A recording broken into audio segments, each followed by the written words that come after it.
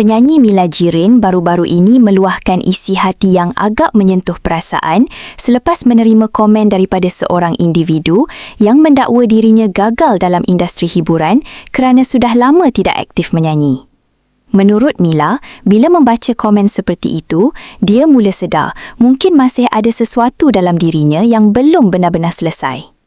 Dia mengaku memang sudah lama menjauh daripada dunia hiburan kerana terlalu fokus kepada keluarga, perniagaan dan perjalanan hidup yang sedang dibina selama ini.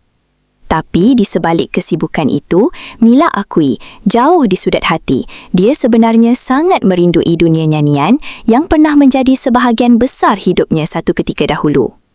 Cuma selama ini, rasa rindu itu dipendam sedalam mungkin supaya dia boleh terus bergerak ke depan tanpa terlalu menoleh ke belakang.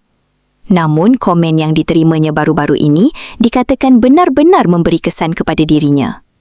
Apa yang lebih menarik perhatian ramai bila Mila memberi bayangan bahawa dia mungkin akan kembali semula ke dunia hiburan selepas sekian lama menyepi. Katanya, kali ini dia mahu buktikan bukan kepada orang yang meragui dirinya, tapi kepada mereka yang masih setia menyokong sejak zaman Akademi Fantasia lagi. Ramai netizen juga mula meluahkan rasa teruja dan rindu untuk melihat Mila kembali aktif menyanyi seperti dulu. Kadang-kadang dalam hidup, ada impian yang kita cuba tinggalkan, tapi akhirnya tetap akan kembali mencari kita semula. Terima kasih kerana menonton Chua Viral TV. Jangan lupa like, komen dan subscribe untuk terus dapatkan update terkini tentang dunia hiburan Malaysia. Jumpa lagi di video seterusnya. Stay tuned untuk lebih banyak kisah sensasi